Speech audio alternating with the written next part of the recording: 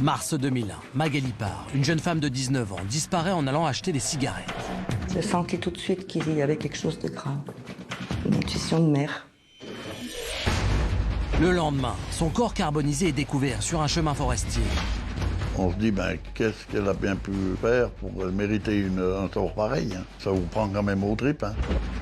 Pourquoi le tueur a-t-il mis le feu au cadavre de sa victime? Il voulait peut-être aussi détruire le corps parce qu'il avait honte de ce qu'il avait fait. Mais qui était Magali? Elle aime la vie. Elle rit, elle danse, elle joue. Elle est magnifique. Puis voilà. La victime venait de se marier. On a retrouvé notre femme, morte. Je dis que c'est pas elle, c'est pas possible. J'y crois pas. Je dis que c'est pas possible. Et si les gendarmes avaient déjà interrogé le meurtrier? Il ne dit rien. Donc, soit il a menti, soit il s'est trompé dans les horaires. Retour sur une enquête aux pistes multiples qui, 12 ans après les faits, peut encore aboutir.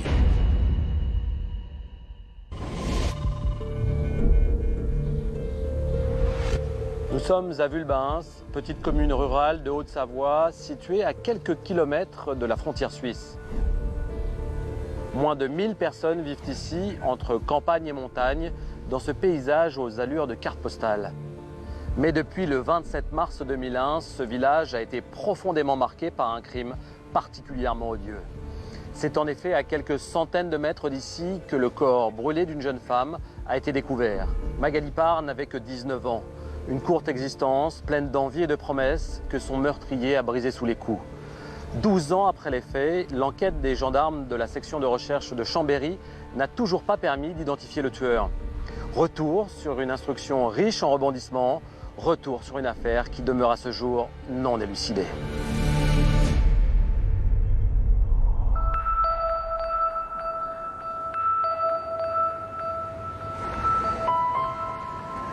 Lundi 26 mars 2001, un jeune peintre en bâtiment de 23 ans rentre chez lui après sa journée de travail.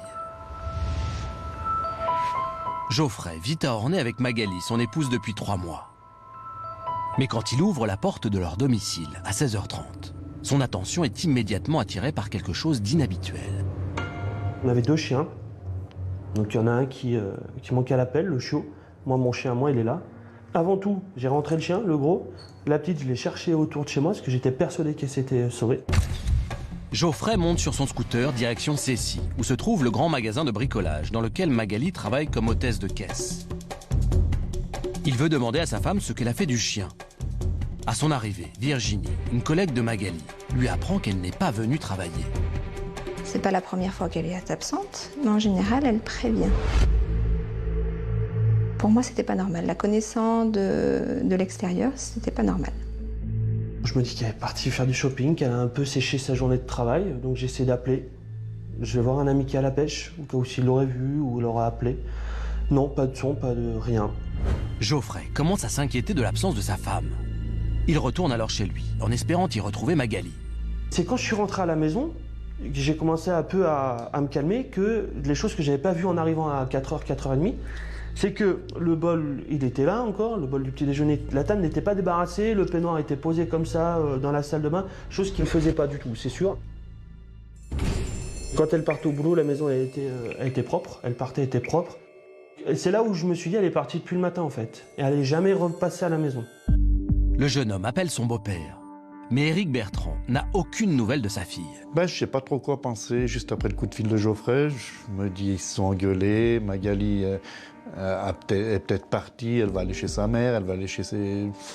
Ouais, dans la famille. Éric contacte alors Evelyne, son ex-femme. Il m'a dit Magali a disparu, tu caches Magali, elle est chez toi. Et je lui ai répondu pourquoi je cacherais Magali?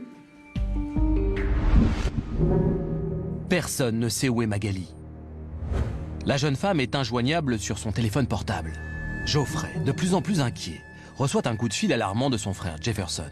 Le soir, quand j'appelle Geoffrey pour dire « Bon, Magali, elle aurait pu me rappeler, j'ai passé de nouvelles, j'ai laissé des messages. » Geoffrey me dit « Mais moi, j'ai pas de nouvelles de Magali. » Donc déjà, moi, je me dis « Il y a quelque chose de pas normal. » Et c'est là où j'ai commencé un peu à le palpitant qui a sonné et puis que j'ai appelé les gendarmes parce que là ça devenait vraiment, puis l'heure qui était, ça devenait très inquiétant. C'était 8h, 8h30 quand je les ai appelés. Ça devenait super inquiétant. Ouais. À la gendarmerie d'Ornay, Geoffrey raconte la table du petit déjeuner pas débarrassée, l'absence au travail, le silence qui dure déjà depuis plusieurs heures. Mais pour les enquêteurs, rien ne justifie encore de déclencher des recherches. La nuit est tombée. Geoffrey ne peut pas rester inactif. À 22h40, avec son ami Roméo, il part en voiture, sillonner la région à la recherche de sa femme. Avec Roméo, on a cherché quasiment toute la nuit. Ouais. On a cherché un peu partout, nulle part. On ne sait pas ce qu'on cherche, on ne sait pas vraiment, mais on reste pas les bras ballants. Quoi. Les heures passent. La nuit s'épaissit et Magali reste introuvable. À 5h du matin, Geoffrey cesse les recherches et rentre chez lui. Toujours aucune nouvelle de la jeune femme. Je lui avais dit que s'il y avait quoi que ce soit, la porte était ouverte, elle le savait. Voilà quoi. Donc j'attends, en attendant des bonnes nouvelles. J'ai senti tout de suite qu'il y avait quelque chose de grave. Une intuition de mère.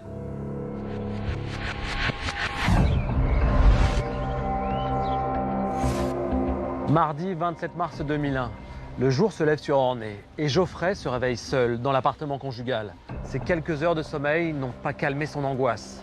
Cela fait maintenant plus de 24 heures que son épouse a disparu. Le jeune homme fabrique à la hâte un avis de recherche. Il doit bien y avoir quelqu'un quelque part qui a croisé Magali. Elle portait un pantalon et une veste noire, un polo blanc et des bottines sombres. Geoffrey placarde dans la ville ses avis de recherche. Au même moment, à 30 km de là, dans la forêt de Vulbens, un jeune homme se promène sur un chemin à la recherche de champignons.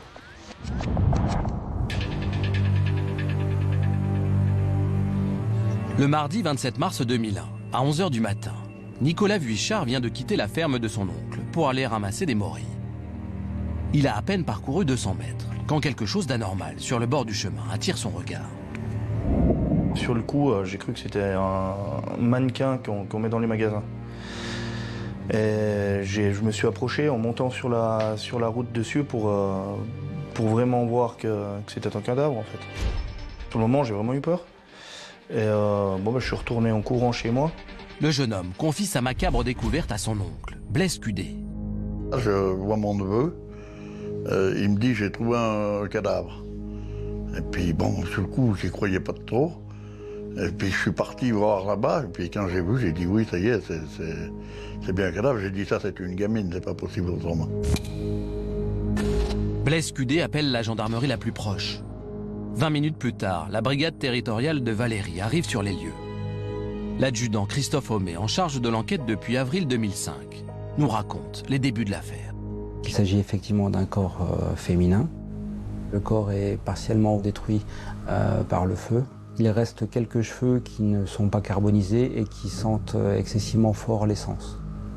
On voit une tête entièrement noircie, qui tranche avec la blancheur des dents, les quelques cheveux clairsemés, et on s'aperçoit du masque de douleur de la victime. Ça me restera gravé dans la tête toute ma vie, ces images-là. On n'est pas habitué déjà à voir des trucs pareils. Et puis, on se dit, qu'est-ce qu'elle a bien pu faire pour mériter un sort pareil, hein. Ça vous prend quand même aux tripes, hein.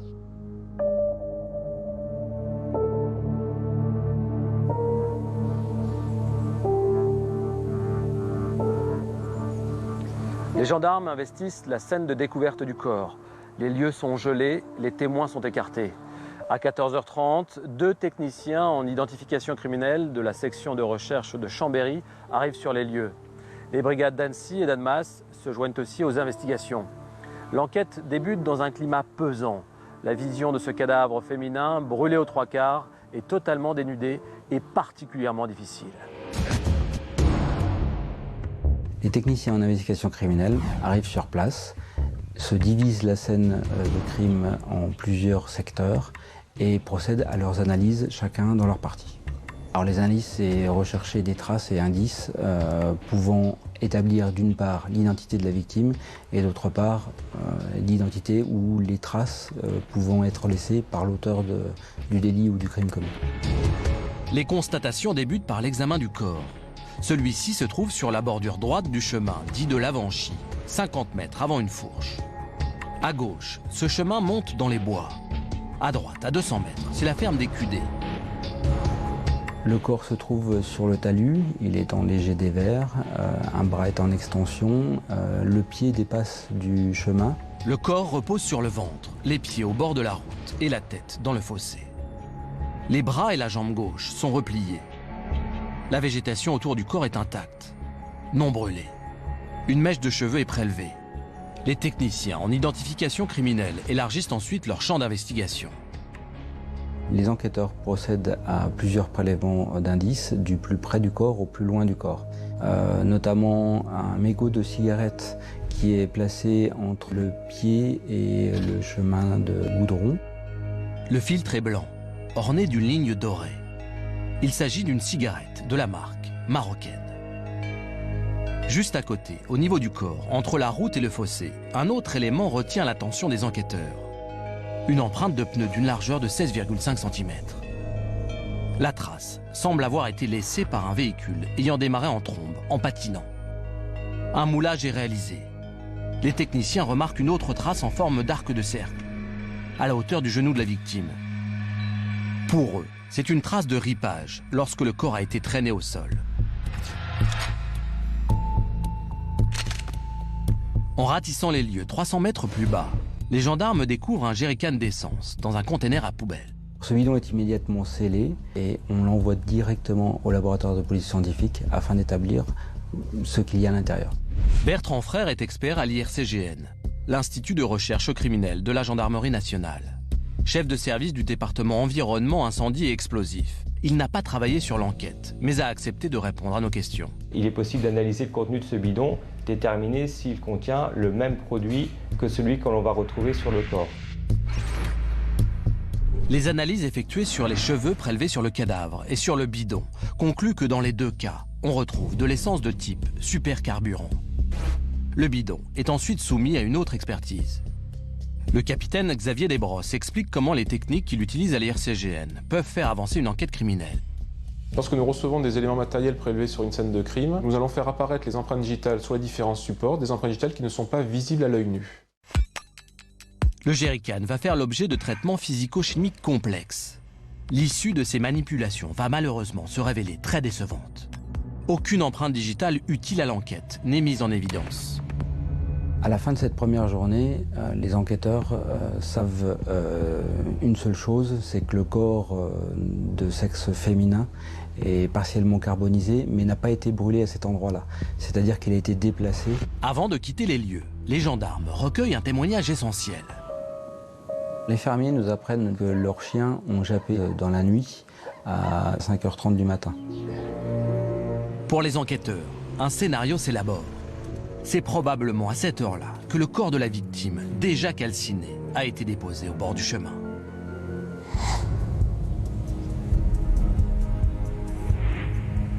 Jean-Marc, les premières constatations nous apprennent que la scène de découverte du corps n'est pas la scène de crime. Le cadavre a été déposé à cet endroit, mais la victime n'a pas été tuée ici. Oui. On est sur le lieu où le corps a été abandonné par l'auteur. Et le problème que ça pose, c'est que c'est probablement le lieu le moins riche en indices matériels. Il va y avoir peu de traces physiques, peu de traces biologiques, peu de traces matérielles, parce que c'est une action qui se passe extrêmement rapidement. Seconde observation, le corps a été transporté ici après avoir été brûlé, après sa crémation, ce qui est extrêmement rare. En général, le corps est abandonné là où il a été brûlé. Troisième observation, il est très possible que le lieu où le crime a été commis ne soit pas le même que celui où le corps a été brûlé. On serait donc en face d'un crime qui a lieu en 3 endroits différents, en 3 temps différents, exactement comme une tragédie. Il y a le lieu de l'homicide, il y a le lieu de la crémation et le lieu de la découverte du corps. Donc il nous manque 2 lieux. Absolument. Et les enquêteurs vont s'attacher à retrouver les 2 lieux manquants, qui sont les 2 lieux probablement les plus riches en éléments matériels. Le lieu du meurtre et le lieu de la crémation. Les techniciens en identification criminelle retrouvent un certain nombre d'indices près du corps, dont un mégot de cigarette de la marque Marocaine. Je précise que cette marque n'est pas commercialisée en France, elle est vendue de l'autre côté de la frontière, en Suisse. Il est possible que ce soit l'auteur qui l'ait laissé sur place. Bon, on imagine difficilement qu'il ait fumé une cigarette après avoir abandonné le corps. Non, mais ce mégot a pu tomber de sa voiture, ce mégot a pu tomber de sa poche, ou alors le mégot pouvait aussi se trouver dans le linceul dans lequel se trouvait la victime, puisque le corps était carbonisé, on peut supposer qu'il était entouré d'un drap ou d'une poêle plastique d'une bâche quelconque. Bien, ce mégot, après avoir été saisi, il va être soumis à une expertise ADN. Et ça, je suis certain que les enquêteurs vont attendre avec impatience le résultat de cette analyse ADN. Alors vous parliez d'une voiture qui aurait servi à déposer le corps. C'est évidemment l'hypothèse la plus vraisemblable au regard de la disposition des lieux. Les gendarmes s'intéressent de près à une trace de pneu laissée par un véhicule. Ils attendent beaucoup de cet élément. Alors cette empreinte correspond à un pneu Michelin commercialisé depuis environ 2 ans qui peut équiper au moins 7 types de berlines de taille moyenne. Autant dire qu'il ne va pas être facile de retrouver cette voiture. Oui, mais c'est pas comme ça que ça se passe. C'est pas du tout comme ça que ça se passe. On va pas essayer de partir de l'empreinte pour remonter jusqu'à une voiture précise. Non. C'est au moment où on aura un suspect qu'on cherchera à savoir quelle était sa voiture au moment de la commission des faits. Et on comparera les pneus de sa voiture avec l'empreinte qui est ici.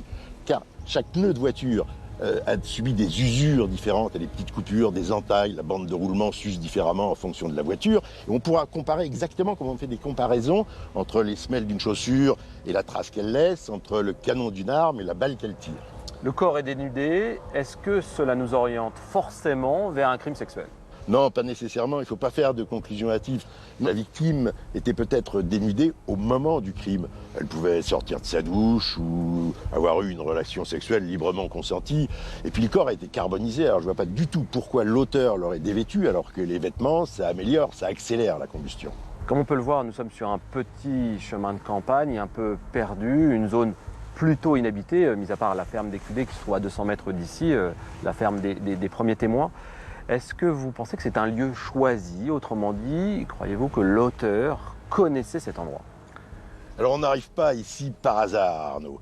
L'auteur connaissait probablement ce secteur, peut-être pas l'endroit précis, mais ce secteur. Il y était venu 2 jours probablement, soit pour son travail, soit aussi baladant. Seulement là, la dépose du corps a lieu la nuit. Et les repères ne sont pas les mêmes de jour et de nuit. Puis il a peut-être voulu se débarrasser du corps dans un endroit frontalier. Il pensait même peut-être qu'il était en Suisse. En tout cas, ce qui sera intéressant, c'est quand on aura un suspect, de savoir s'il connaissait cet endroit, s'il est déjà venu ici. Ce sera un élément de plus. Cette scène de découverte du corps soulève beaucoup plus de questions qu'elle n'apporte de réponses. La première chose à faire pour pouvoir déterminer rapidement des axes d'enquête est d'attribuer un nom à ce cadavre de jeune femme. Les enquêteurs se tournent alors vers les experts. Comment identifier un corps à moitié carbonisé? Sur quels éléments les enquêteurs peuvent-ils s'appuyer? Les experts de l'Institut de recherche criminelle de la Gendarmerie nationale ont accepté de répondre à nos questions. Le docteur Yves Chulliard est médecin légiste, spécialisé dans l'identification de victimes de catastrophes. En matière d'identification, je dirais, tout peut servir. Des bijoux, un tatouage, une particularité anatomique, une déformation, une séquelle d'intervention chirurgicale, une prothèse. Tout cela, ce sont des éléments qui sont parfaitement identifiants. Je dirais les 3 méthodes clés en matière d'identification, ce sont les éléments odontologiques, donc dentaires, les empreintes digitales et puis l'ADN. Avant le début de l'autopsie, plusieurs bijoux sont prélevés sur le cadavre. Parmi eux, un anneau à l'intérieur duquel est gravée l'inscription « Joameg, 23-12-2000 ». Les enquêteurs savent que Geoffrey et Magali se surnomment Jo et Meg. Ils ont aussi appris que le 23 décembre 2000 est la date de leur mariage. Mais face à un corps carbonisé, il faut rester prudent. On ne conclut pas tout de suite qu'il s'agit de Magali Parr, car ces éléments d'identification, à savoir les bijoux, ne suffisent pas à eux-mêmes. Il nous fallait une identification formelle de type ADN ou empreinte digitale. C'est cette dernière méthode qui est choisie pour confirmer l'identification du cadavre. En effet, les gendarmes de Ferney-Voltaire informent les techniciens chargés de l'identification qu'ils détiennent un relevé décadactylaire des empreintes digitales de Magali Parr. La jeune femme avait été entendue l'année précédente dans une banale affaire de vol. Les techniciens vont alors comparer les empreintes prélevées sur le cadavre avec celles du relevé, pour savoir si ces empreintes appartiennent à la même personne. 12 similitudes, appelées points de concordance, doivent être repérées sur les 2 images. On va rechercher sur les 2 empreintes que l'on a à étudier si ces minuties, ces points caractéristiques sont présents au même endroit sur les 2 traces. Les conclusions sont sans appel. Le cadavre carbonisé est bien celui de Magali Parr.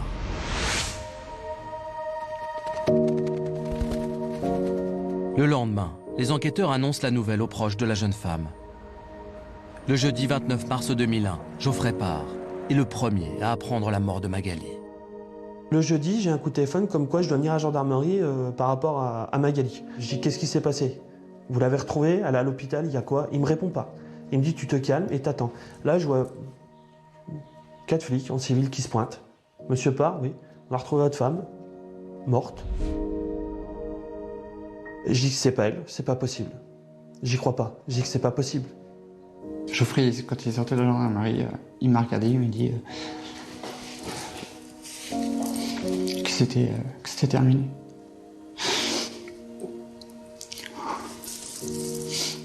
C'est pas qu'on n'y croit pas sur le coup, mais vous dites ils se sont trompés en fait.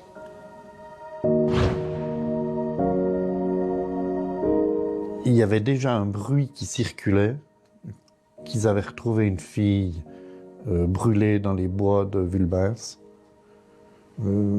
J'imaginais quand même pas que ce soit ma fille, mais c'est sûr que j'avais quand même un petit doute vu qu'elle avait disparu. Et puis, c'est bien elle. Pour la maman de Magali, l'annonce du décès de sa fille marque le début d'un long cauchemar. Je continue pas à aller, je survis. C'est moi qui ai pris à perpétuité, c'est moi qui ai perdu une partie de mon corps.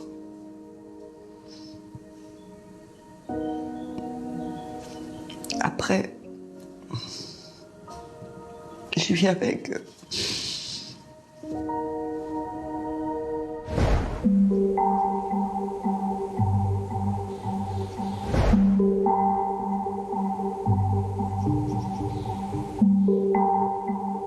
Magali Parr avait 19 ans.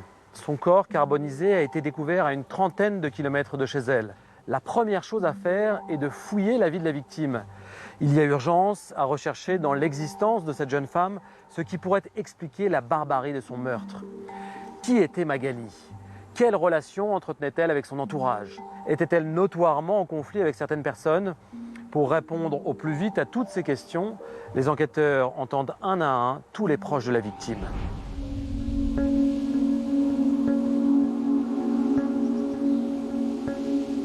Céline Fournet est la cousine de Magali Parr.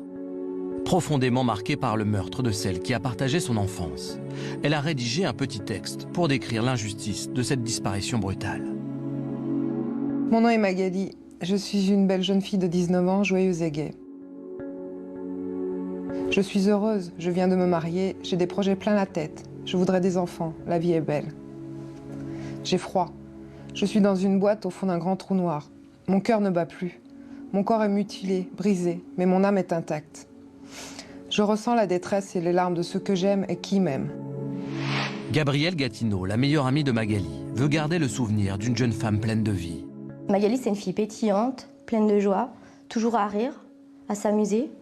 Ce qui m'a plu chez Meg dès le départ, c'est sa naïveté, sa gentillesse, quoi. Elle pensait encore qu'il y avait encore des bisounours dans le ciel, quoi.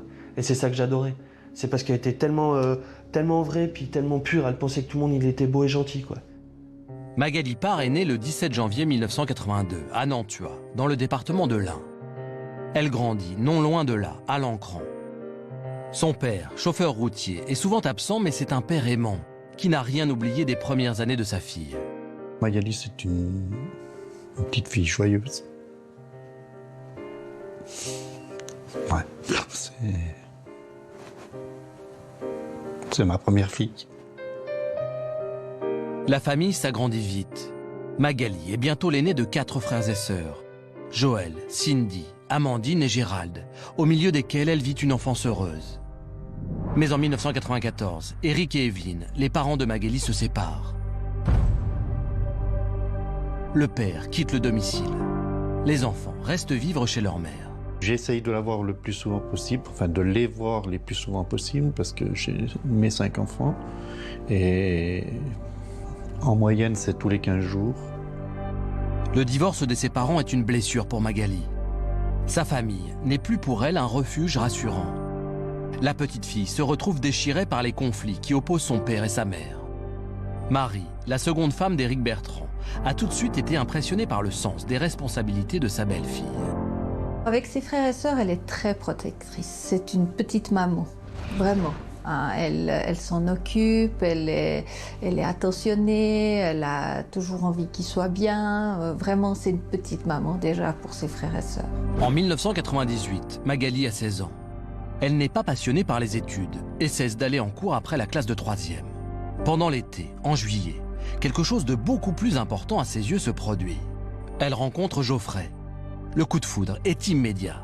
Dans ses yeux, ça brille toute la journée, elle parle que de Geoffrey tout le temps. C'est une fille amoureuse, comme toutes les filles amoureuses. Geoffrey arrive dans sa vie. Et là, ouais, Magali, elle est accrochée, elle a envie d'être avec ce jeune.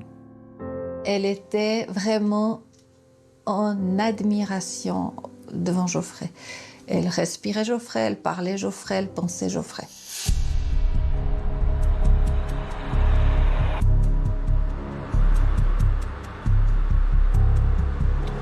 Evelyne, la maman de Magali, tente en vain de raisonner sa fille, mais rien n'y fait.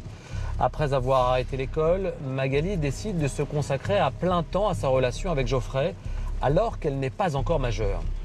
La seule chose importante à ses yeux est dorénavant l'amour qui l'unit à son petit copain. Elle choisit de vivre pleinement sa passion, tout en sachant que cela risque de la séparer de sa mère et de ses frères et sœurs.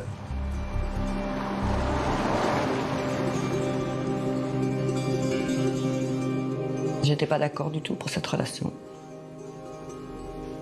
Parce que j'y sentais pas du tout. C'était pas le genre de garçon qui lui correspondait. Geoffrey, c'est une personne qui, à l'époque, avait une mauvaise réputation. C'était un bagarreur. Il avait une moto, il était tatoué. Donc, aux yeux des gens, c'était pas quelqu'un à fréquenter. Et donc, la maman de Magali, elle était contre cette relation due à ça, par rapport au regard des gens. Puis, elle l'appréciait pas du tout. On s'aimait pas trop, quoi, elle et moi, donc. Puis on s'aime toujours pas trop. Magali a beaucoup de mal à supporter l'hostilité d'Evelyne envers Geoffrey. Cette relation a créé beaucoup de tensions entre Geoffrey et Evelyne. Et Magali était au milieu. Donc Magali, quelque part, elle en subissait un peu les conséquences, quoi. Elle devait se partager entre Geoffrey et sa maman, c'était pas facile pour elle. Donc au bout d'un moment, elle a choisi de carrément aller vivre avec Geoffrey, elle est partie. Et elle allait vivre sa vie de couple. Elle a coupé les ponts. La jeune fille décide alors d'aller vivre chez son père, qui réside en Suisse. Tout se passait bien, quoi. Je veux dire, il y avait le chien, il y avait Magali, il y avait Geoffrey, il y avait... ouais, quoi, c'était bien, je veux dire, hein. Je les sentais heureux, j'étais heureux. Voilà. Magali veut aller plus loin. Elle veut vivre avec Geoffrey et trouve un premier emploi dans une maison de retraite. Geoffrey, lui, travaille déjà. Le jeune couple emménage dans un appartement à Ferney-Voltaire. Et 3 ans après le début de leur histoire d'amour, Magali rayonne de joie. Elle va épouser Geoffrey. Magali était très heureuse d'annoncer son mariage, très contente, je vais me marier. Donc ça se fait aussi passer à l'étape du dessus de la fille adolescente à la femme, je dirais. Elle tournait la page, elle commençait vraiment sa vie avec Geoffrey et elle voulait même inviter sa maman, ses frères et sœurs pour renouer tout ça. Mais ni la mère de Magali, ni ses frères et sœurs ne viendront au mariage. Magali dit oui à Geoffrey le 23 décembre 2000, à la mairie d'Ornay. Une cérémonie simple, en présence de quelques amis, des 2 frères de Geoffrey et de Patrick, le père de celui-ci. Eric et sa femme Marie assistent également à la cérémonie. C'est un beau jour et puis c'était leur jour. Dans les semaines qui suivent, Eric voit sa fille s'épanouir. Elle est heureuse dans son ménage. Moi, chaque fois que je vais la trouver, je lui demande un petit peu si tout va bien, si vraiment, ouais, génial, on a fait ça, Geoffrey, puis on a du travail, on va acheter un frigo, on va acheter ci, on va... Ouais, un jeune couple qui se monte, heureux d'être ensemble, heureux de vivre, puis voilà. Magali mène sereinement sa vie d'épouse, mais elle garde malgré tout un pied dans l'enfance. Vu qu'elle donnait sa confiance un peu à tout le monde, Geoffrey, des fois, lui disait justement non, fais attention à telle personne ou telle personne, parce que lui, il avait plus un regard d'adulte. Magali, par moments, c'était une enfant. Elle avait ce côté un peu fleur bleue, Et elle avait ce caractère un peu, si on touche à des gens qu'elle aime, non, ça passe pas. Elle a jamais été violente, elle a jamais été mal polie. Par contre, elle avait un caractère où, si ça ne jouait pas, stop. Elle a du répondant. Ça, c'est clair. C'est pas quelqu'un qui va se laisser marcher dessus. Elle a ses idées bien arrêtées. En tout cas, jeune fille, elle a du répondant. Il n'y a pas de souci de ce côté-là. Désormais mariée, la jeune femme rêve de fonder sa propre famille. On avait discuté d'enfants, mais on estimait qu'on venait de se marier, puis qu'on avait un F1, un grand F1.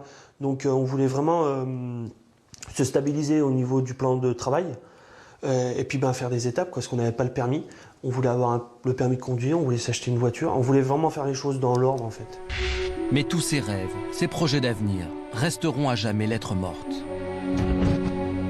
Près de 12 ans après, les évoquer est un véritable déchirement pour le père de Magali, qui ne parvient toujours pas à parler de sa fille au passé. Elle aime la vie.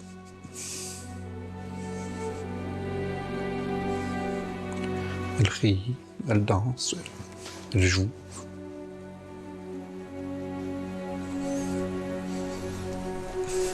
Elle est magnifique. Je sais que ma femme, elle est morte. Comment les grandes lignes, je les connais, les détails, je les veux pas. Je les veux pas. Je peux pas. Ça me fait trop souffrir, ça. J'arrive même pas à aller sur sa tombe. Ça me fait trop mal. J'ai trop mal, ça. Je peux pas.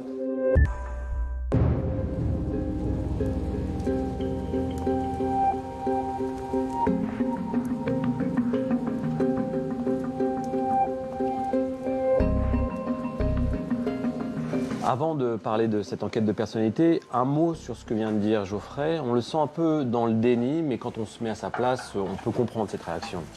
Dans une affaire criminelle, dans une affaire de crime de sang, c'est bien sûr difficile pour les proches de rentrer dans le dossier, de rentrer dans certains détails du dossier. Mais néanmoins, je crois que c'est indispensable, parce que ça leur permet de poser des questions. Ça leur permet de poser des questions à leur avocat qui va les transmettre au juge d'instruction. Ça va leur permettre de demander pourquoi telle personne n'a pas été entendue.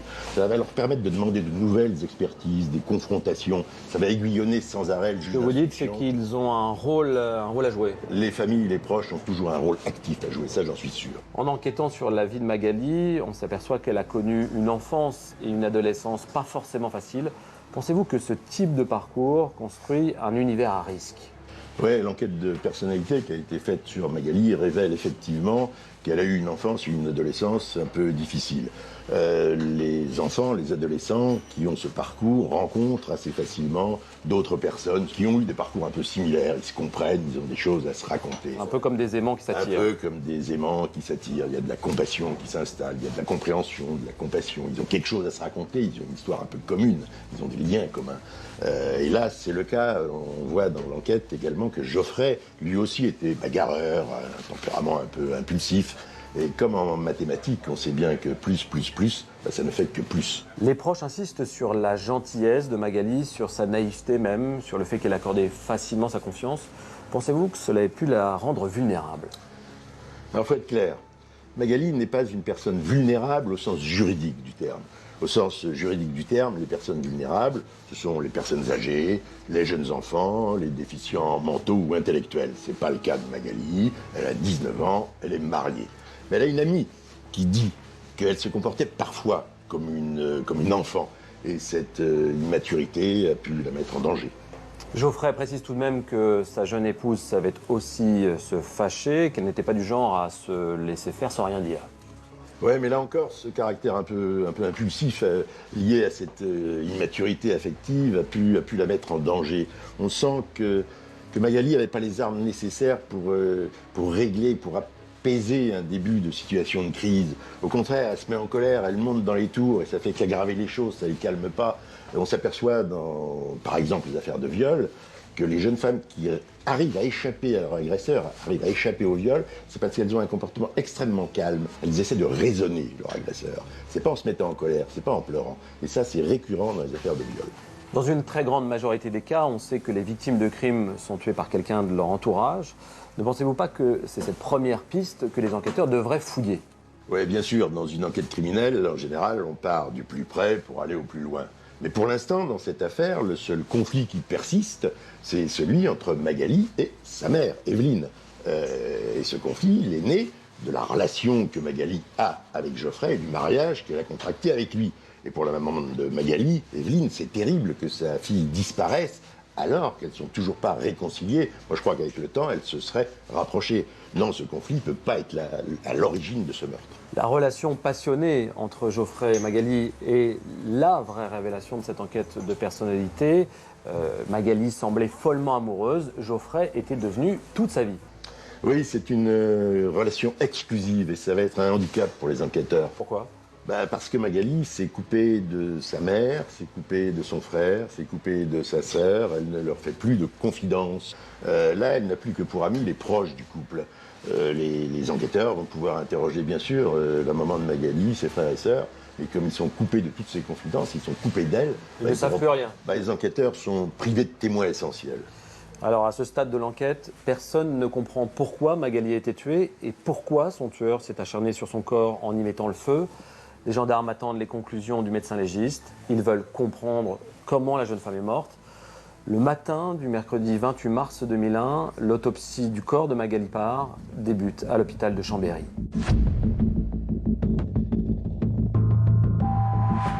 Le médecin légiste commence par radiographier le cadavre. Le docteur Fabien Oba n'a pas travaillé sur cette affaire, mais a accepté de répondre à nos questions. En salle d'autopsie, on fait effectivement des radios, toujours à la recherche de corps étrangers métalliques. Cadavre putréfié, cadavre brûlé, recherche de corps étrangers métalliques. Aucun projectile, aucune trace de lame n'est visible sur les clichés. En revanche, les radios révèlent 12 fractures. Une au poignet droit, une au tibia gauche et 10 sur les côtes. Le légiste débute ensuite l'examen externe du cadavre. Il est assez détérioré, de manière d'ailleurs inhomogène. Il y a des parties qui sont plus préservées, d'autres qui sont plus soumises au feu et à la combustion, ce qui est assez classique. Il est rare que la combustion soit totalement homogène. Cet examen apporte des précisions sur la position du corps au moment de sa crémation. Là, il y a des zones visiblement protégées. La partie postérieure haute et gauche du thorax, derrière l'épaule gauche. Et des cheveux aussi qui sont relativement protégés à gauche et pas à droite. Ça peut être intéressant effectivement sur la position qu'avait le cadavre par rapport, ou le corps, par rapport aux zones d'appui au moment où il a subi l'effet du feu. La carbonisation du corps limite la recherche de traces visibles sur la peau. C'est donc dans les tissus profonds que va se réaliser l'essentiel de l'autopsie. Il faut déterminer l'origine des fractures recensées sur le corps de Magali. Elles peuvent être dues à des coups, mais elles peuvent aussi être la conséquence du feu. Si la fracture est liée à la combustion, vous n'aurez aucun phénomène de saignement, d'infiltration des tissus par du sang, des choses comme ça. Lésion vitale, ça saigne. Lésion non vitale, ça ne saigne pas. Simple. Le médecin légiste conclut que les fractures ont été provoquées par des coups à répétition. Mais il souligne l'absence de lésions au niveau du larynx de la victime. Une observation essentielle en matière de médecine légale. En l'absence de ce type de lésion, on peut se hasarder à considérer qu'il n'y a sans doute pas eu de manœuvre de strangulation sur la victime. Par contre, éliminer une strangulation ne permet pas d'éliminer une suffocation. On peut très bien, effectivement, être asphyxié sans subir des manœuvres de strangulation. Ça peut être la main sur la bouche, un oreiller sur le visage, la tête dans un sac. Alors la suffocation, c'est intéressant parce que la suffocation, ça suppose un contact étroit entre l'auteur et la victime. Ce sont des choses qu'on va retrouver dans les conduites de viol, dans les conduites d'immobilisation de la victime. Des prélèvements sont effectués sur le corps de la victime. Des traces de sperme sont retrouvées, mais en quantité insuffisante pour identifier un ADN. Aucun élément ne permet de conclure à une agression sexuelle. Une question essentielle reste alors posée au médecin légiste. La victime était-elle morte avant la crémation ? Il y a deux moyens assez simples pour le repérer. C'est essayer de voir si dans l'arbre de la trachéale, l'arbre bronchique, on retrouve des suies tout au long de l'arbre bronchique. Et puis la couleur des tissus et des muscles en particulier, une couleur rouge cochenille, un rouge très vif, qui traduit la plupart du temps une intoxication au monoxyde de carbone. On ne peut avoir une intoxication au monoxyde de carbone que si le corps a respiré, si le sujet a respiré dans le foyer. Les analyses anatomopathologiques révèlent une vacuité des conduits bronchiques. Magali Parr n'aurait donc pas été brûlée vive. Pour autant, les conclusions du rapport d'autopsie restent prudentes. Sans déterminer avec précision l'origine du décès, l'hypothèse d'une hémorragie interne ayant probablement entraîné la mort est envisagée. Mais le légiste ne parvient pas à dater le décès de la victime. Pour les enquêteurs, cette absence de certitude est une déception. Les enquêteurs attendent tout d'une autopsie. On attend un rapport complet et détaillé sur les causes et les circonstances de la mort. Or là, peut-être dû à la crémation du corps, on n'a rien. C'est donc vers le mode opératoire de l'auteur des faits que va se tourner l'attention des enquêteurs. Pourquoi un criminel brûle-t-il le corps de sa victime? Le docteur Fabien Aubat, également psychiatre, répond à cette question. La plupart du temps, le feu est utilisé pour faire disparaître le cadavre, parce que ceux qui connaissent peu cette matière-là imaginent toujours qu'avec de l'essence, on va pouvoir faire pratiquement disparaître le corps totalement. Et la plupart du temps, la surprise, c'est qu'on ne fait pas si facilement disparaître un corps que ça avec le feu. Un corps, ça ne brûle pas tout seul. Il faut forcément organiser la crémation. Et la plupart du temps, on va avoir des crémations incomplètes parce que justement, brûler un corps, c'est très très difficile. Ça demande une durée de crémation qui est très longue pour obtenir vraiment une destruction totale du corps. L'enquête a établi que le corps de Magali Parr a été déplacé. Le lieu de découverte du cadavre n'est pas le lieu de la crémation. Ce mode opératoire fait apparaître un paradoxe. On a une tentative de faire disparaître un corps par l'effet du feu, et en même temps, on l'expose dans la nature sans chercher à le dissimuler, sans le projeter dans un fleuve, une rivière, un trou, où on rendrait la découverte du cadavre plus compliquée. Et là, il y a une espèce de paradoxe. Alors, le fait d'avoir laissé le cadavre comme ça peut être aussi sous l'effet de la panique. On a été dérangé, on a envisagé de faire un trou, on n'a pas le temps de le faire. Enfin, il y a plusieurs hypothèses qu'on peut aussi greffer là-dessus. Mais il y a un petit paradoxe d'apparence quand même. À la fois vouloir le faire disparaître et l'exposer.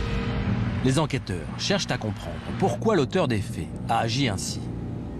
Dans beaucoup d'affaires, on voit que les corps de victimes sont détruits parce qu'on a honte de ce qu'on a fait. Soit parce que c'est quelqu'un de proche, soit c'est parce que c'est quelqu'un qui a honte de ce qu'il a fait au résultat final.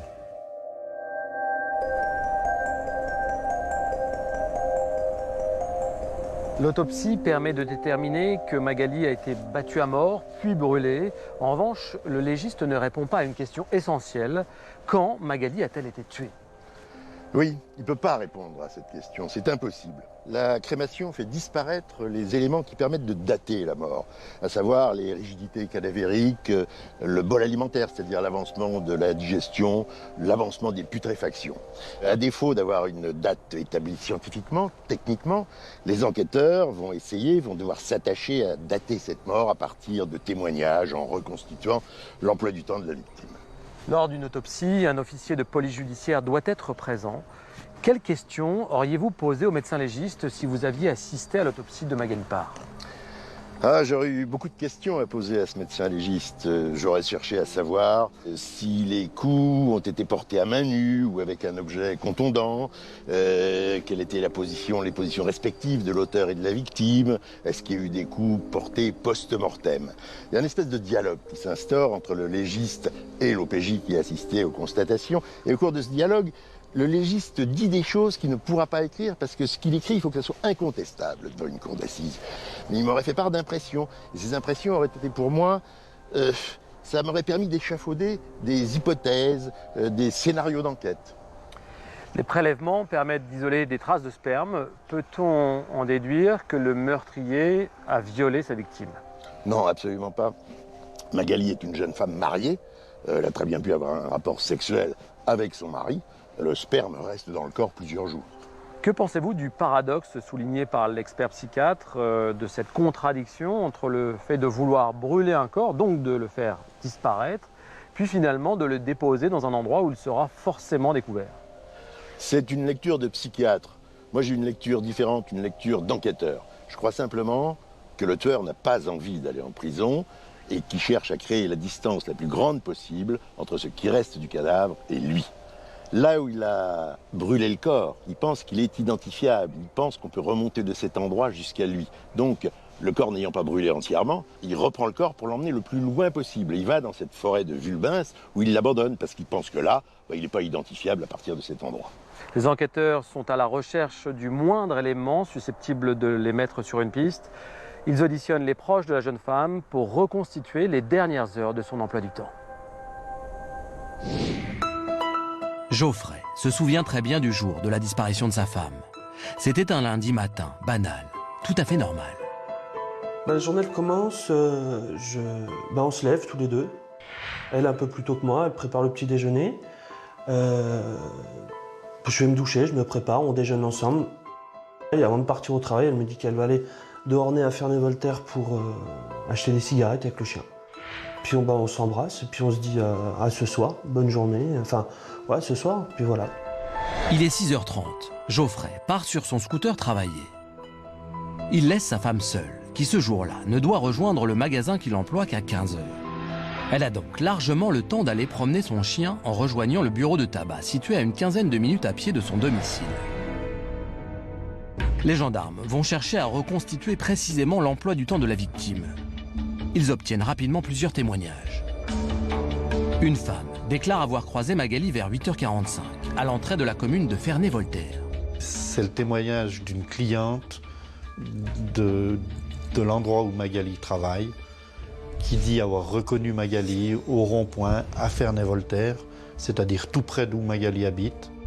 La jeune femme aurait ensuite été vue 15 km plus loin, sur la commune de Saint-Genis-Pouilly, à 9h par un premier témoin, puis vers 11h par un second. C'est ensuite la buraliste du village qui pense la reconnaître vers 11h30 dans son établissement. Pour la cousine de Magali, ces témoignages soulèvent une question cruciale.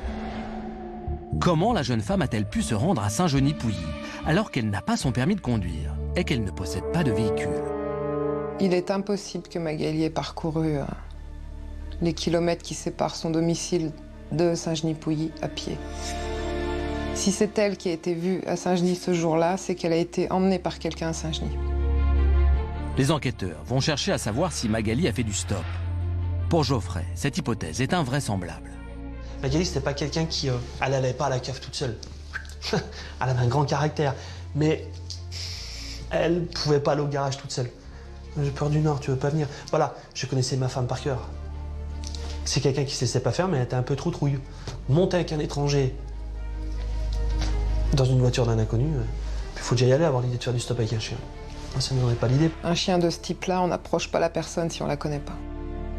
Pour moi, elle est partie en toute confiance avec quelqu'un qu'elle connaissait très bien, qui lui a proposé de l'emmener et après, qu'il n'a jamais ramené à son domicile. Gabriel, l'ami d'enfance, est témoin de mariage de Magali, et moins catégorique. Je pense que toute seule, oui, elle aurait pu monter avec quelqu'un qu'elle connaissait à peine ou de vue. Elle était caissière, donc elle voyait beaucoup de monde passer à sa caisse. Donc même peut-être quelqu'un qu'elle aurait vu passer à sa caisse, oui, elle serait montée avec la personne. À ce jour, l'enquête n'a toujours pas permis d'établir à bord de quel véhicule la jeune femme aurait pu se rendre à Saint-Genis-Pouilly. Pour maître Georges Rimondi, l'avocat du père de Magali, les témoignages sont fragiles. Personne parmi ces témoins ne sont des gens qui connaissaient personnellement Magali et qui ont pu certifier de manière définitive que la personne qu'elles ont vue était bien Magali. Au départ, avec la police, je crois qu'il y a eu des affirmations. Et quand moi je suis allé sur place avec la photo de Magali, en montrant la photo du chien, la photo de Magali, les gens que j'ai rencontrés moi n'ont pas pu me confirmer avec certitude que ce soit réellement Magali qui était à Saint-Genis ce jour-là. Néanmoins, pour les enquêteurs, c'est bien Magali qui a été vue ce lundi matin. Les descriptions qui ont été faites ont été de nature à emporter la conviction des enquêteurs pour que ceux-ci pensent qu'effectivement, Magali, le lundi matin, était encore vivante. L'étude des relevés téléphoniques de la victime ne permet pas de faire avancer l'enquête. La jeune femme n'a eu aucune conversation sur son téléphone portable depuis la veille de sa disparition. Magali, comme toutes les jeunes femmes évidemment, était un peu accro avec son téléphone portable et on va se rendre compte que depuis la veille au soir, son téléphone portable n'a pas été utilisé. Donc, ce qui veut dire que le lundi, y compris le lundi matin, elle n'aurait pas utilisé son téléphone portable, ce qui est tout de même de nature à poser question.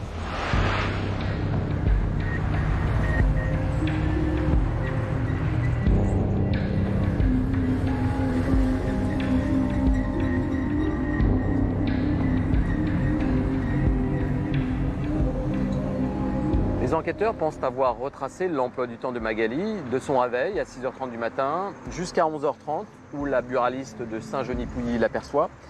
L'une des questions qui se posent, c'est de savoir pourquoi Magali n'a pas été acheter ses cigarettes à Ferney-Voltaire, c'est-à-dire au bureau de tabac le plus proche. Pourquoi aurait-elle décidé d'aller à 15 km de chez elle, à Saint-Genis-Pouilly? Ça aussi, ça fait partie des énigmes de ce dossier.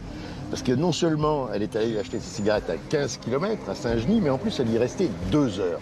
2 heures, c'est quand même un peu long pour acheter un paquet de cigarettes.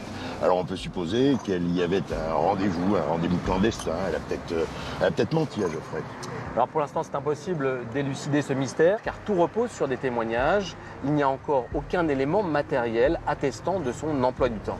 Effectivement, tout ça, ça repose sur des témoignages. Et on le sait, les témoignages, c'est toujours fragile, surtout quand ils ne sont pas circonstanciés. Les commerçants, ils ont peut-être reconnu Magali sur photo, c'est très possible qu'ils l'aient déjà vue, mais pas forcément ce jour-là. Comment est-ce qu'on peut s'assurer de la solidité d'un témoignage? Là, il y a une technique assez simple. Il faut que le témoin resitue son témoignage dans son propre emploi du temps, dans sa propre vie. Il dit ce jour-là, j'ai eu une livraison, ou j'ai conduit mon fils au foot ou à l'école, que sais-je. Mais on peut, à partir de là, réentendre d'autres témoins qui confirment qu'effectivement, ce jour-là, ce témoin a bien été livré. Donc, on conforte ce témoignage. Le lundi 26 mars, Magali disparaît. Le lendemain, son corps est découvert. Et le mercredi, les enquêteurs apprennent une information étonnante. Reza, le chien de Magali, est retrouvé à 9 km du domicile de la jeune femme. Le Rottweiler est propre et sec alors qu'il a plu les 2 jours précédents. Il a plutôt l'air en bonne santé, comme si quelqu'un s'était occupé de lui. C'est une énigme de plus dans cette affaire. Bon, il y a 2 possibilités. Soit c'est le meurtrier qui a gardé le chien, et puis le chien a réussi à s'échapper. Bon, ça me paraît bizarre parce que quand même garder le chien, c'est assez incriminant pour le meurtrier. Et alors, il aurait échappé à sa surveillance. Il aurait échappé à sa surveillance. Soit c'est des gens qui n'ont rien à voir avec cette affaire, qui ont vu ce jeune chiot de race aéré, qui l'ont recueilli, qui s'en sont occupés, puis quand ils ont appris à quoi il était lié, ce chien, ils l'ont libéré. Ils n'avaient pas du tout envie d'être mêlés à cette histoire. Geoffrey a indiqué aux gendarmes que Magali était sortie avec son sac à main. Il a tenté de faire l'inventaire des objets qu'elle transportait habituellement.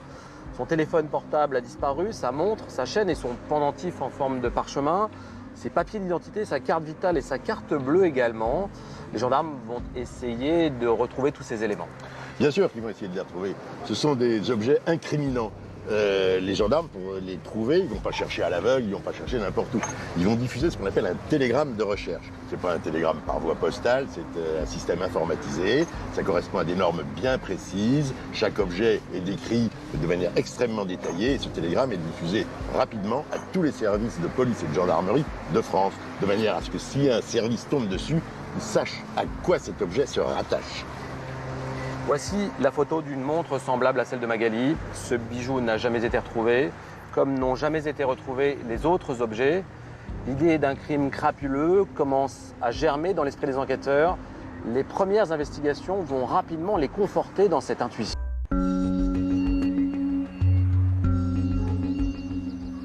Les gendarmes obtiennent les relevés bancaires de Magali et Geoffrey Parr. Ils font alors une découverte étonnante. Vers 13h le lundi, on sait que la carte de Magali a été utilisée dans un DAB, un distributeur automatique, qu'elle n'a pas fonctionné, puisqu'à 3 reprises, des tentatives ont été faites et le code était faux. Sur ce même appareil, la carte du mari a été utilisée et elle a permis de faire un retrait en espèces puisque le code était bon. Ces tentatives de retrait sont effectuées à Saint-Genis-Pouilly, la petite commune où des témoins ont croisé Magali. À 13h03, quelqu'un tente par 2 fois de retirer la somme de 2000 francs, soit près de 300 €. En vain, car le code est erroné. À 13h06, une 3e tentative de retrait est effectuée dans un autre distributeur automatique de billets. La carte bancaire est alors avalée. Pour Geoffrey Parr, ce n'est sûrement pas Magali qui a cherché à sortir une telle somme. Ce montant de 2000 francs ne correspond pas aux habitudes de la jeune femme. Meg, elle ne retirait pas des grosses sommes d'argent parce qu'elle payait avec sa carte ou avec la mienne, mais c'est des petites sommes. 20 francs, ou c'était des francs encore à l'époque, mais c'était pour acheter des cigarettes. Elle n'avait jamais de la grosse somme d'argent sur elle. Mais ce n'est pas tout. Les gendarmes découvrent aussi que dans le premier distributeur, à 13h05, Un retrait de 200 francs, soit 30 €, a été effectué, mais cette fois avec la carte bleue de Geoffrey. L'enquête établit rapidement qu'à l'heure des retraits, Geoffrey travaillait sur un chantier à Divonne-les-Bains. Ce n'est donc pas lui qui a utilisé sa carte bleue. Il confie alors que Magali avait en permanence dans son sac à main tous les papiers du couple. Elle avait nos cartes bleues, le chéquier, parce que je travaillais toute la journée, j'avais pas, sur un chantier, il n'y a pas lieu d'avoir ça. Et puis quand on est marié, on fait confiance à l'autre. Moi je vais travailler, et puis voilà quoi. Mais c'était monnaie courante, je m'occupe pas de tout ça. Mais alors, qui a effectué les tentatives de retrait à Saint-Genis-Pouilly le 26 mars, vers 13 h? Hélas, les distributeurs automatiques de billets ne sont pas, à l'époque, équipés de caméras de vidéosurveillance. Et le visionnage des bandes vidéo des commerces alentours n'a rien donné. Maintenant, est-ce que c'est elle qui a voulu faire des retraits? Est-ce que c'est la personne qui était avec qui l'a forcé à faire des retraits? Je sais pas, on peut se poser plein de questions à ce sujet-là. À partir du moment où quelqu'un, et malheureusement ce sont des choses qu'on voit très souvent, fait l'objet d'une agression physique, parfois violente, parfois létale, tout ça pour voler un portefeuille ou une carte bleue, on peut imaginer qu'au moment du vol, l'auteur ait pu obtenir la communication d'un élément permettant d'identifier le code, soit parce que le code aurait été donné verbalement, soit parce que parfois les gens notent ce code quelque part. Donc c'est effectivement une piste. Est-ce que Magali a pu subir ce type d'agression? A-t-elle été contrainte de donner le code de la carte de Geoffrey? Magali, en aucun cas, j'en suis persuadé, ne se serait laissée prendre son sac à main sans se défendre. Ça c'est certain, je connais Magali. Elle avait de la réplique, elle avait... c'est pas une fille qui se laissait faire. Donc, ce sac à main ou cette carte, il a fallu qu'elle soit forcée. Aucune altercation n'a été signalée ce matin-là, dans les rues de Saint-Genis-Pouilly. Ce qui n'empêche pas les enquêteurs de s'engager sur la piste du crime crapuleux. S'orientant vers cette hypothèse, les gendarmes vont s'intéresser de près aux marginaux locaux. Et un bâtiment à l'entrée de la commune de Ferney-Voltaire va retenir tout particulièrement leur attention. Il y a un squat qui s'appelle l'atelier Lambert, qui est une grosse bâtisse abandonnée depuis de nombreuses années. Les enquêteurs fouillent minutieusement cet atelier, qui est un lieu où de nombreuses personnes ont vécu. Les enquêteurs se souviennent des déclarations de la femme qui a vu Magali à 9 h, le jour de sa disparition. Son témoignage précisait que la victime était alors avec son chien, à moins de 100 mètres du squat. Les gendarmes se rendent donc sur place. Le lieu est rempli d'immondices. Concrètement, on cherche si c'est le lieu possible de la scène de crime à l'encontre de Magali et la zone où le corps de Magali a été détruit par le feu. On peut parfaitement imaginer que si l'auteur de ce crime souhaite faire disparaître le corps et en particulier procéder à la crémation de ce corps, il cherche un endroit pour ce faire. Et le squat pourrait effectivement être un endroit qui est susceptible de correspondre à cette attente. Au rez-de-chaussée, 2 cheminées sont découvertes. L'une d'elles a un foyer monumental. Le corps de Magali a pu être brûlé là. Les premiers enquêteurs ont réellement pensé qu'il pourrait s'agir du lieu où Magali a été tuée. Et ils s'attacheront à identifier les squatteurs de l'époque. Les enquêteurs ont le sentiment de tenir une piste. Nous découvrons que 4 squatteurs ont passé l'hiver 2001 dans cet endroit. Ils sont identifiés puis activement recherchés. Nous en découvrirons un à Bordeaux, un à Toulouse, un à Lyon et un qui aurait été dans le nord de la France. Ces marginaux sont interpellés et auditionnés. Sur les 4 personnes ayant vécu dans ce squat, 3 personnes n'avaient aucun profil intéressant. Le 4e, lui, par contre, était beaucoup plus intéressant et a fait l'objet d'une garde à vue beaucoup plus poussée. Il s'agit d'une personne qui était connue pour avoir commis des agressions à caractère sexuel. Poursuivi pour des faits de viol commis sur la région de Ferney-Voltaire en 1999 et 2001. Ce suspect est cependant mis hors de cause car l'enquête permet d'établir qu'il se trouvait en Irlande au moment des faits. C'est son emploi du temps qui l'a disculpé formellement de cette affaire. Aucune empreinte digitale n'a pu être révélée sur la carte bleue de Magali, avalée par le distributeur. La carte de Geoffrey n'a quant à elle jamais été retrouvée. En l'absence d'éléments matériels, la piste du crime crapuleux est dans une impasse.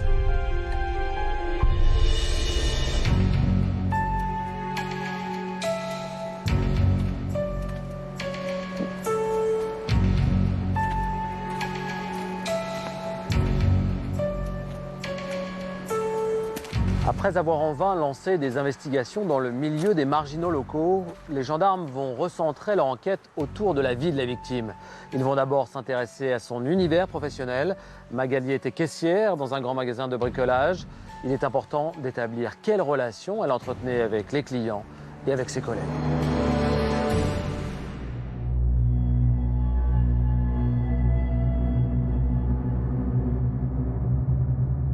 Donc, les inspecteurs se rendent donc sur notre lieu de travail. Ils viennent donc entendre les collègues de Magali ainsi que moi-même en fait. Et puis donc ils travaillent au sein du magasin, en réception, ils regardent son casier, ils font des recherches. Au fil des auditions, les enquêteurs se rendent compte que Magali était très courtisée par ses collègues. La jeune femme ne passait pas inaperçue. Puis c'est vrai que sur place, elle avait fait l'objet, c'était une jolie fille, elle avait fait l'objet d'un certain nombre d'interpellations de la part de gens qui avaient remarqué cette jolie femme. La piste de l'agression sexuelle est alors envisagée. Et si Magali avait éconduit un admirateur? Et si un collègue avait en silence nourri une passion secrète? Il y a eu beaucoup de ragots, tout le monde se posait beaucoup de questions, voilà, tout le monde cogitait de son côté, et donc on se rend compte oui, qu'il s'intéresse à une personne en particulier dans le magasin. Un employé intéressera rapidement les enquêteurs. Des recherches sont effectuées sur lui et notamment sur son passé. On découvre qu'il s'agit d'une personne violente qui a tendance à draguer tout ce qui passe. Cet homme, que nous appellerons Gérard, est instable. Il fréquente les bars de nuit, s'adonne à l'alcool et multiplie les conquêtes féminines. Et il apparaît même qu'il a parfois été violent avec son ex-femme. Les enquêteurs découvrent un autre élément troublant. Le suspect aurait parlé de la mort de Magali dès le mercredi 28 mars. Or, à cette date, l'annonce du décès de la jeune femme n'est pas encore officielle. Alors, il va dire qu'il est au courant de la disparition de Magali et de la découverte de son corps et de son identification, alors que l'identification est en cours ou est en train de se faire. De plus en plus soupçonneux, les gendarmes se lancent à la recherche d'éléments matériels susceptibles d'incriminer le collègue de Magali. Pensant que le corps de la victime a été transporté dans une voiture, les enquêteurs cherchent à localiser le véhicule de Gérard. À condition de rester anonyme, cet homme a accepté de répondre à nos questions. Mais je ne l'avais plus, cette voiture. Je l'avais donnée à un jeune qui était vigile, qui n'avait pas fait le changement de carte grise et tout, donc le véhicule était toujours à mon nom. Donc ils se sont intéressés et ils ont cherché le véhicule.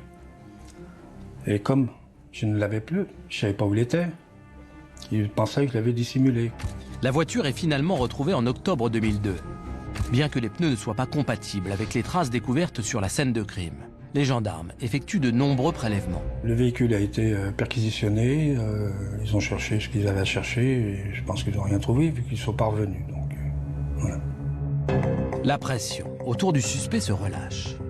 Jusqu'en 2004, où un nouveau témoignage relance les investigations. Une jeune femme, tout juste majeure, vient raconter comment Gérard l'a poursuivi de ses avances. Le suspect est alors convoqué à la gendarmerie. Je vais à la gendarmerie, je m'y rends spontanément, quoi. Et à ce moment-là, on me fait entrer dans un bureau et puis il y a 3-4 gendarmes qui me tombent dessus, qui me notent et qui me disent que je suis mis en garde à vue dans l'affaire de Magali. À ce moment-là, le ciel me tombe sur la tête. À 19h25, le 14 juin 2004, les gendarmes notifient le début de la garde à vue. L'interrogatoire commence. Lors de la garde à vue, les questions étaient surtout portées sur ma façon de vivre, vu que j'étais célibataire, je vivais seul.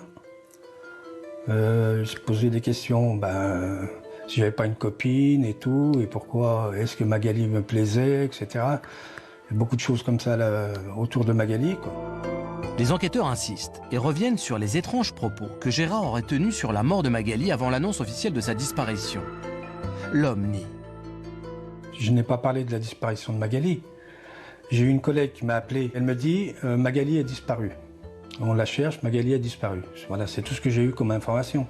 Je ne savais pas ce qui s'était passé, quoi. Sur cette question, les gendarmes ne peuvent pas aller plus loin. Il s'agit de propos rapportés par une employée, mais on ne peut être formel sur la date où auraient été dits ces propos. Au cours de la garde à vue, les enquêteurs cherchent à vérifier l'alibi de Gérard. Et sur ce point, les réponses du suspect sont pour le moins confuses. Comme je m'étais un peu emmêlé les pédales dans les jours, quand les enquêteurs m'ont demandé où j'étais le lundi, automatiquement j'ai dit que j'étais en formation. Les gendarmes vérifient. C'est un mensonge. Effectivement, j'étais de repos, je n'étais pas en formation. J'étais parti en formation que le mardi. Donc voilà pourquoi ils sont un peu acharnés sur moi, quoi. Gérard laisse ensuite entendre qu'il se livrait peut-être le jour du meurtre de Magali à une activité clandestine. Bon, j'avais une activité, ce qu'on peut dire, je faisais des travaux à domicile, donc je travaillais au black, quoi. Hein? Et ce jour-là, il me semble que j'étais justement sur un chantier, ce jour-là. Donc, mais je n'en étais pas persuadé, quoi. Donc c'est pour ça qu'il y avait le flou dans mon emploi du temps. À ce jour, le mystère demeure sur son emploi du temps du lundi 26 mars 2001. Je ne me rappelle pas ce que j'ai fait ce lundi-là. L'étau se resserre. La garde à vue, qui a déjà duré 24 heures, est prolongée. Ils m'ont même poussé à dire que c'était moi et que j'avais oublié ce que j'avais fait. Alors à force d'être interrogé, réinterrogé, recommencer les mêmes questions et tout, au bout d'un moment on perd le fil. Et puis on dit des conneries des fois. Mais en l'absence d'éléments matériels, l'homme est remis en liberté. À l'issue de la garde à vue, les perquisitions et les investigations effectuées sur son véhicule n'amènent la découverte d'aucun élément. Il n'est donc pas mis en examen et pour les enquêteurs, il ne s'agit pas de la personne pouvant avoir commis ce crime. C'est pas rien d'être soupçonné, mais bon, maintenant je sais que c'est pas moi. Je sais, j'en suis maintenant persuadé, quoi. Hein? Tout ce que je souhaite, c'est qu'on trouve qui c'est. Et ça sera encore plus bénéfique pour moi aussi. Au moins, j'aurais passé peut-être un mauvais moment, mais on saura que c'est pas moi.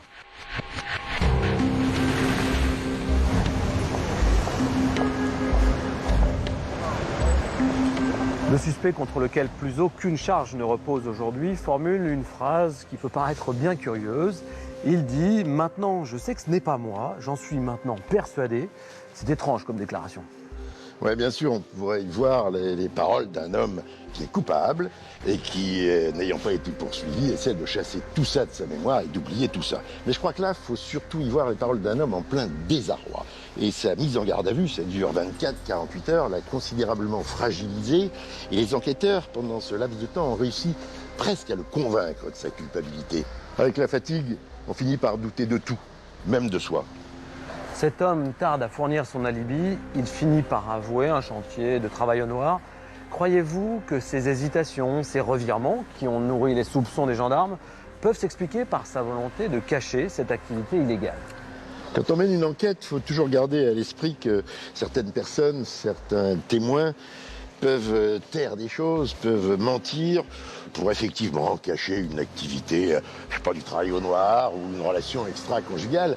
Et ça, c'est cacher un alibi, en fait. Et ils ne se rendent pas compte qu'en cachant cet alibi, en mentant, ils passent du statut de simple témoin à celui de suspect. Et qu'ils vont alors se retrouver en garde à vue. L'abandon de la piste professionnelle est une nouvelle déception pour les proches de Magali. Ils ont alors le sentiment que l'enquête piétine, et ce à juste titre. Selon eux, les investigations ont été laissées en souffrance car les services de gendarmerie ont été mobilisés sur une autre affaire très médiatique. En effet, en avril 2003 a eu lieu au Grand Bornand, à près de 70 km d'ici, le massacre de la famille Flactif. Oui, l'affaire Flactif, c'est une grosse affaire. C'est un quintuple meurtre. Un couple et leurs 3 jeunes enfants. Ça crée une émotion extrêmement importante, non seulement dans la région, mais dans la France entière. Et ça accapare presque complètement les services d'enquête de la gendarmerie. On entend souvent cette phrase « une affaire chasse l'autre ». Est-ce que vous pensez vraiment que l'affaire Magali Parr est passée au second plan? Malheureusement, oui. Les enquêteurs, ça fait 2 ans qu'ils travaillent sur le meurtre de Magali Parr. Ils sont toujours en situation d'échec. Être enquêteur, c'est chercher, bien sûr que c'est chercher, mais de temps en temps, il faut trouver pour se prouver à soi-même qu'on est un bon enquêteur, qu'on sait travailler. Alors il y a cette nouvelle affaire importante, et bien, les enquêteurs ils se mobilisent complètement sur cette affaire. Ils déploient tous leurs moyens, toute leur énergie pour la sortir. Et au bout de 6 mois, ils vont trouver la solution. L'affaire Flactif, elle sort au bout de 6 mois.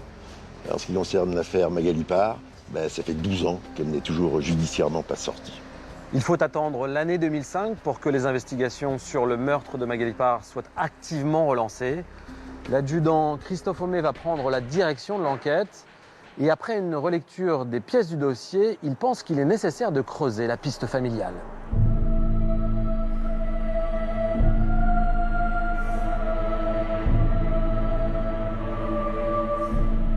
J'estime, mais ce n'est que mon avis, que les recherches n'ont pas été faites assez en profondeur sur cette famille. Et je reprends effectivement toutes les auditions des personnes qui ont été entendues et les personnes qui n'ont pas été entendues dans l'entourage proche. Ces auditions vont apporter des informations très importantes sur la belle famille de Magali Parr. Je découvre que le père de Geoffrey est alcoolique durant les années 90. La violence est quotidienne dans le milieu familial. La moindre bêtise, la moindre note en dessous de la moyenne que lui avait décidé, c'était... Voilà. Ça partait au clash, tout de suite. Ça partait en engueulade, ça partait dans les coups. Donc à un moment donné, je l'avoue moi-même, quand vous vous faites taper dessus pour aucune raison valable, c'est sûr qu'à la fin, je vais en donner des raisons. Au moins, j'allais me coucher, je savais pourquoi j'avais pris une danse. Et ben à un moment donné, j'ai fait comme lui, quoi. Et il me tapait dessus, moi je lui tapais dessus. Hein. Et puis de là, j'ai fini à la DAS, à Bourg-en-Bresse. Parce qu'on m'a retiré, parce que le juge des enfants me disait que c'était trop dangereux pour moi de rester là-bas, par rapport à mon père. À 18 ans, Geoffrey quitte l'internat et ses éducateurs. Mais après une altercation grave avec une ex-petite amie, il est condamné en Suisse à quelques jours de prison. À Chandelon, j'ai fait un peu de prison, ouais. Mais le fait de la prison, c'est vraiment quelque chose que je veux effacer. Parce que je suis pas comme ça du tout et on peut pas revenir en arrière, quoi, mais c'est comme ça. Le jeune homme évoque avec difficulté cet épisode de sa vie. Avant de connaître Meg, j'ai fait des gardes à vue pour diverses bagarres. J'ai fait quelques jours de prison pour une altercation qui s'est un peu mal passée avec une ex à moi.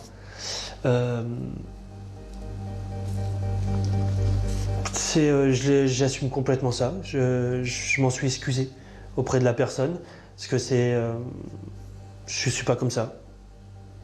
J'ai jamais voulu être comme ça. Mais ça fait pas de moi quelqu'un de méchant, de violent, d'impulsif. Enfin, voilà. Geoffrey n'a pas été un saint. Je pense qu'il a assez ramassé, plus que moi. Parce qu'on a les mêmes parents. C'est vrai que moi, indirectement, j'ai vécu autre chose, mais j'ai pas vécu le 10e de ce qu'il a vécu. Ça fait pas de lui quelqu'un de mauvais.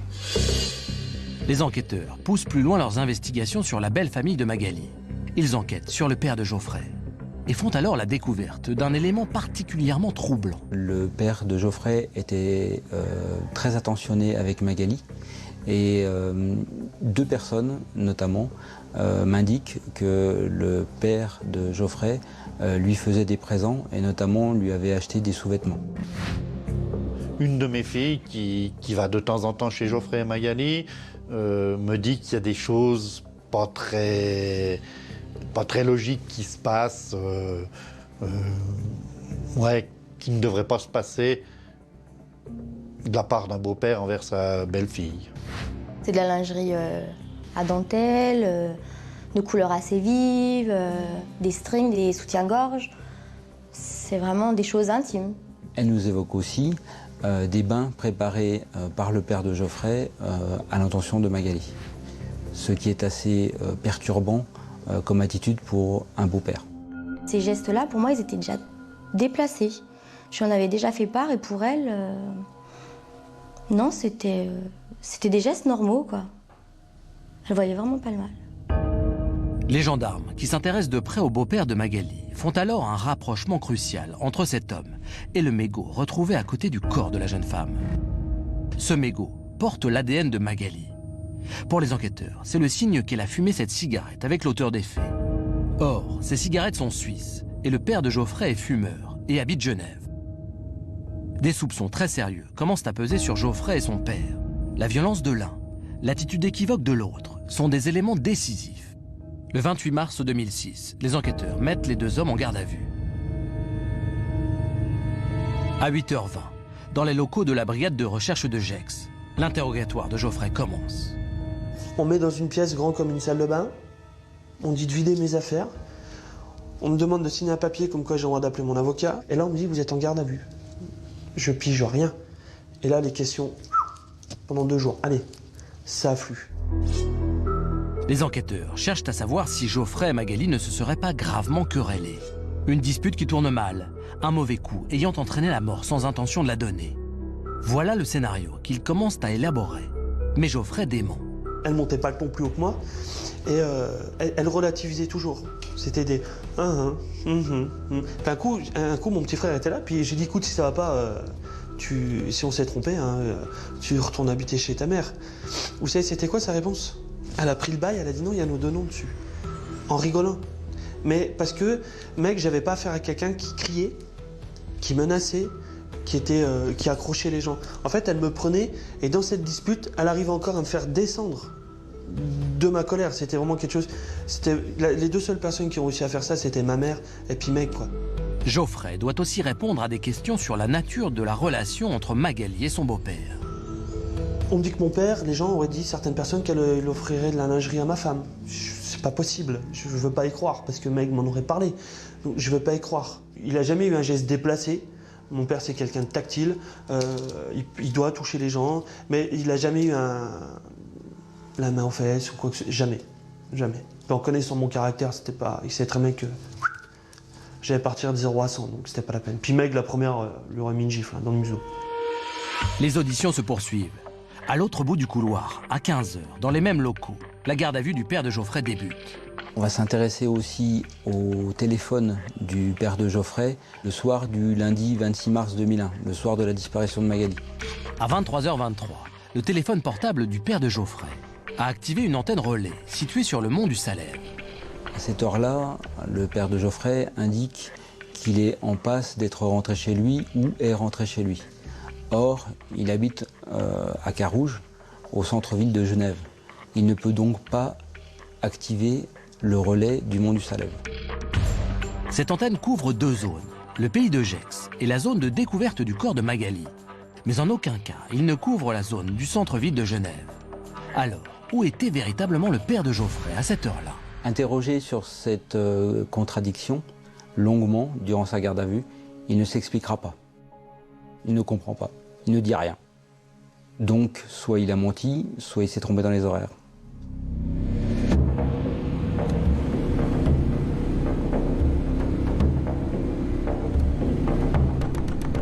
La garde à vue se prolonge. D'autres zones d'ombre apparaissent dans l'emploi du temps du beau-père de Magali ce lundi 26 mars 2001. Le suspect dit s'être rendu chez Geoffrey et Magali aux environs de 10h45 pour y récupérer du courrier. Il affirme qu'en l'absence de son fils et de sa belle-fille, il a quitté Ornay vers 11h15 pour rentrer chez lui. À 13h, il est arrivé à Genève. Temps du trajet retour, 1h45. Les gendarmes chronomètrent en voiture le parcours Ornay-Genève. 25 minutes suffisant largement, il se demande où était le beau-père entre 11h40 et 13h. Le gardé à vue n'apporte aucune réponse.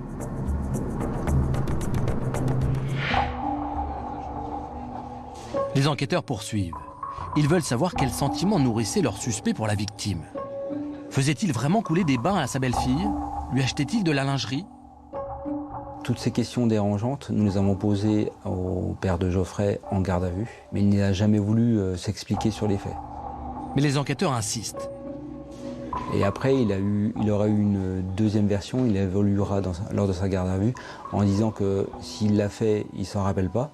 Et sa dernière évolution, c'est de dire j'ai peut-être donné de l'argent et Magali s'est acheté des sous-vêtements avec l'argent. Zone d'ombre. incohérence, contradiction. Les gendarmes cherchent à recueillir auprès des proches des deux suspects de nouveaux éléments. Ça n'a jamais dépassé les limites du beau-père et la belle-fille. Ça, c'est certain, c'est sûr, c'est gravé, c'est tout ce qu'on veut, mais il n'y a jamais eu de décalage à ce niveau-là.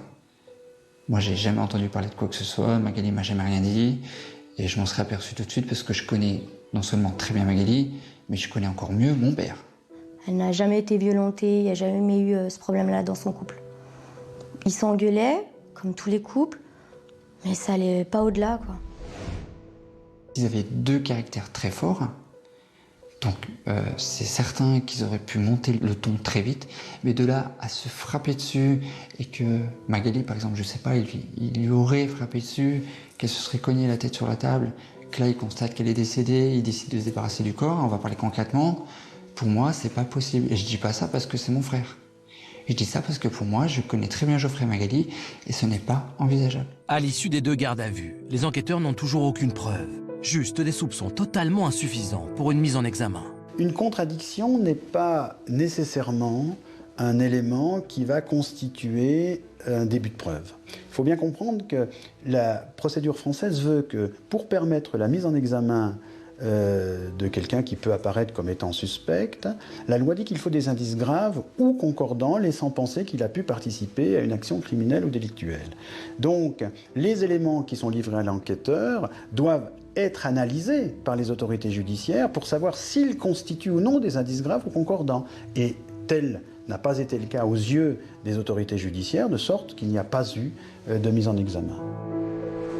Les 2 hommes sont donc remis en liberté.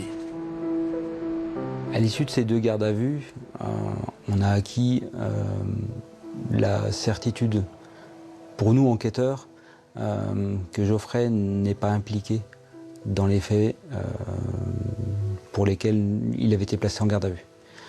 Par contre, on a de nombreux éléments qui restent sans réponse à l'encontre du père de Geoffrey et qui restent toujours, à l'heure actuelle, au jour d'aujourd'hui, sans réponse.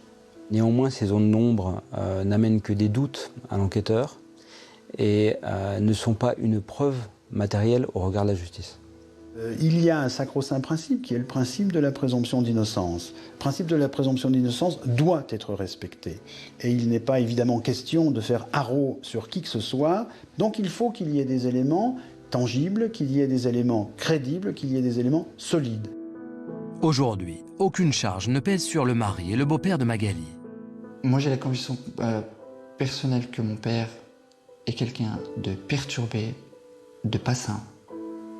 Moi, je veux plus de rapport avec lui parce que je me sens absolument pas en confiance. Par contre, de là à croire que c'est un assassin, non. Je serais bien la dernière personne à lui montrer du doigt et dire c'est lui, parce qu'il était violent. Moi aussi, à un moment donné, je l'ai été violent. Ça fait pas de moi un meurtrier, ça fait pas de moi un mauvais père. Déborah est mariée avec Geoffrey depuis le 9 septembre 2006. C'est très dur, en fait, de vivre en fait avec le meurtre de Magali, quoi. C'est au quotidien, c'est plein de choses vous le rappellent.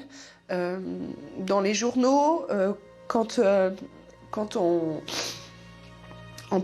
vous dit que votre mari fait partie des suspects, j'ai 4 petites filles qui en ont subi les conséquences parce que tant que l'assassin courra, on aura toujours cette ombre et cette méchanceté gratuite qui va peser sur nous. Des années de soupçons, des années de souffrance. Déborah pense avant tout à ses enfants. Les petites filles, elles entendront toujours dire, plus tard, et ça j'en suis sûre, ton papa a peut-être tué sa femme, ou il lui a peut-être fait du mal, ou il était comme ça avec elle. Il faut que ça s'arrête. Il le faut. Il faut vraiment que ça s'arrête. Moi, je crois à la vie. Je me dis qu'un jour ou l'autre, ça peut pas finir comme ça. Des crimes impunis, ça n'existe pas. Je me dis qu'un jour ou l'autre, si la vie elle est bien faite, si elle est dure mais elle est bien faite, la roue tournera, c'est sûr. Je vous garantis que ce jour-là, que ce soit moi qui le trouve, que ce soit lui qui se dénonce, je vous assure, mais il y a un paquet de gens que j'attends. Je fais des excuses. Parce que je dis rien, je supporte, j'encaisse, mais À un moment donné, il faudra quand même faire profil bas.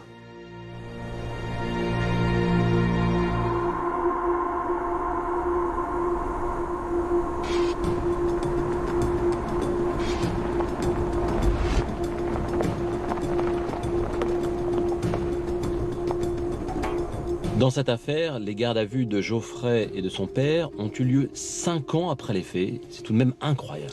Oh, c'est plus qu'incroyable, c'est incompréhensible. 5 ans après, les mémoires sont défaillantes, les souvenirs ont disparu. Comment est-ce qu'on peut confronter les dires d'un gardé à vue avec les déclarations des témoins? C'est plus possible.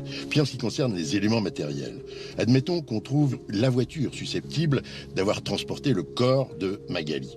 Eh bien, dans le coffre, on ne trouvera plus rien. Il n'y a plus d'éléments biologiques. Oui, toutes les traces ont disparu. Toutes les traces auront disparu. Et puis le pneu, la trace de pneu laissée sur place. Eh bien, les pneus de la voiture, 5 ans après, où ils ont été changés, où ils sont devenus complètement lisses. Les interrogatoires du mari et du beau-père de Magali n'ont pas permis d'élucider cette affaire, mais elles ont révélé des relations familiales extrêmement conflictuelles. Qu'est-ce que vous pensez du témoignage de Geoffrey au sujet de son père? Geoffrey, il est en garde à vue. Quand il est en garde à vue, il doit se trouver dans une situation extrêmement inconfortable, très difficile pour lui. D'une part, il sent qu'il est suspecté du meurtre de sa femme, puis d'autre part, il découvre les comportements ambigus, les comportements inadaptés que son père a eu vis-à-vis de Magali. L'adjudant Homais nous a confié sa difficulté à obtenir des réponses précises et cohérentes de la part du beau-père lors de la garde à vue. Qu'est-ce que vous pensez de l'attitude de cet homme? Le beau-père de Magali, il s'abrite derrière le temps, derrière ces 5 ans qui se sont écoulés. Donc ses réponses, il peut toujours en justifier l'imprécision. C'est pas très difficile. Le temps, il y a trop de temps qui s'est écoulé, tout simplement. En l'absence d'éléments matériels concrets, de preuves formelles mettant en cause qui que ce soit, c'est difficile, c'est impossible d'accuser quelqu'un de quoi que ce soit. Si l'on admet l'hypothèse de la piste intime, il semble compliqué d'expliquer le retrait frauduleux de la carte bleue. Ce vol ne colle pas avec la piste familiale. Eh oui, Arnaud, c'est ça une enquête judiciaire. Il y a toujours des contradictions apparentes que seul l'auteur pourra éclaircir. Lui connaît la vérité. Là, on est face à 2 hypothèses. Soit ce crime est le fait d'un intime, et l'utilisation des cartes bleues, elle est faite pour brouiller les pistes. Ou alors il s'agit d'un crime crapuleux, et les coups portés à Magali l'ont été pour lui faire dire, pour lui extorquer le code secret des 2 cartes bancaires. Dans les 2 hypothèses, elle a été frappée soit par un proche pour la faire taire, parce qu'elle voulait révéler quelque chose, soit par des inconnus, parce qu'ils voulaient lui faire dire quelque chose. 12 ans après les faits, le meurtre de Magali Parr demeure une énigme. Il reste pour les proches une souffrance dont l'intensité ne pourra s'apaiser qu'avec la vérité.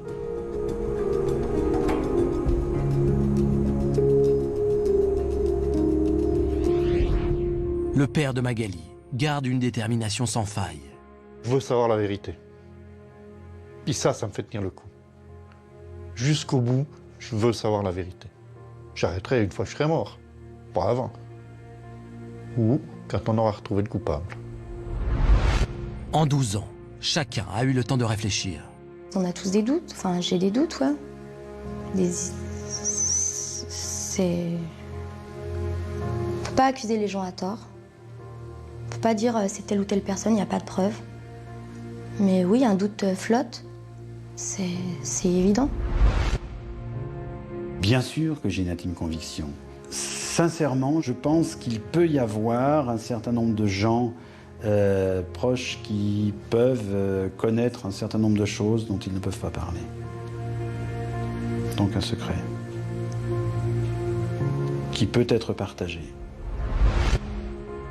Je sais qu'il y a quelqu'un quelque part qui sait quelque chose et qui porte ça sur ses épaules depuis trop longtemps. On ne peut pas vivre avec ça. C'est pas possible. Pour eux, la quête de vérité doit continuer. Je voudrais qu'ils ne ferment pas le dossier. Et puis qu'ils creusent, qu'ils approfondissent, qu'on arrête les assassins de ma fille. Mais ça, c'est du ressort de la justice. Tant que l'enquête est en cours, un espoir demeure pour que l'auteur de ce crime cruel soit trouvé. La famille de Magali Parr est une famille déchirée par le drame. Conflits, soupçons et rancunes ne font qu'accroître année après année la terrible douleur des proches. Le jour où le tueur de la jeune femme sera arrêté marquera la fin de longues années d'incompréhension, de révolte et d'impatience de voir enfin le criminel dans le box des accusés d'une cour d'assises. Mais personne ne pourra jamais oublier que Magali n'avait que 19 ans, que sa vie lui a été volée. Dans ce dossier, les enquêteurs ont plusieurs fois cru tenir la vérité. Fuyante et capricieuse, elle refuse encore d'éclater. Cela ne saurait durer. Bonsoir.